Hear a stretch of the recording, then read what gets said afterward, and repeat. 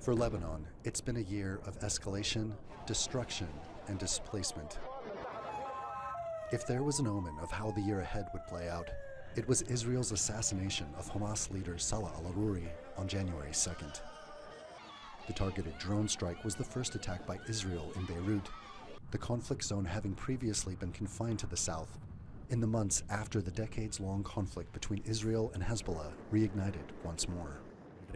The risk of what happened in 2006 could happen again. An open war is a risk that unfortunately cannot be ruled out. And what happened yesterday with the death of one of the leaders of Hamas is yet another factor that could push the conflict to escalate.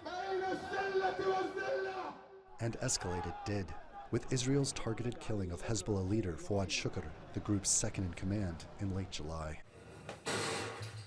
Less than 2 months later, a covert Israeli operation in which thousands of pagers, many of them belonging to Hezbollah operatives, were rigged with explosives and then detonated. And shortly thereafter, the assassination of Hassan Nasrallah, Hezbollah's Secretary General. It's difficult to overstate the significance of Hassan Nasrallah's assassination by Israel. He has been the iconic leader for Hezbollah supporters in Lebanon and beyond Lebanon's border throughout the region for the better part of 32 years. Israel expanded its bombing campaign in October and November, killing thousands of people and displacing tens of thousands more. Attacks which continued until Israel and Hezbollah agreed to a ceasefire that took effect on November 27th. I would say the first ray of hope amidst the darkness of the last few months. It is essential that they fully respect it, and it is essential that this commitment paves the way for a political solution to the Lebanese crisis. But the Lebanese armed forces say that there have been over 300 Israeli violations within the first 30 days of the ceasefire. Israel, for its part, has repeatedly accused Hezbollah of breaking the truce.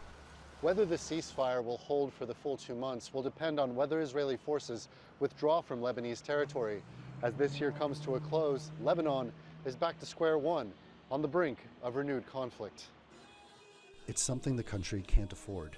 The World Bank says this war has already cost the cash-strapped state $8.5 billion.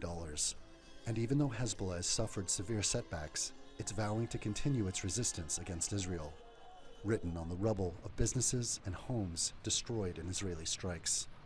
Rebuilding will take years, but new homes for the tens of thousands in need will be a dream deferred if war breaks out again. Randolph Nogel, TRT World, Beirut.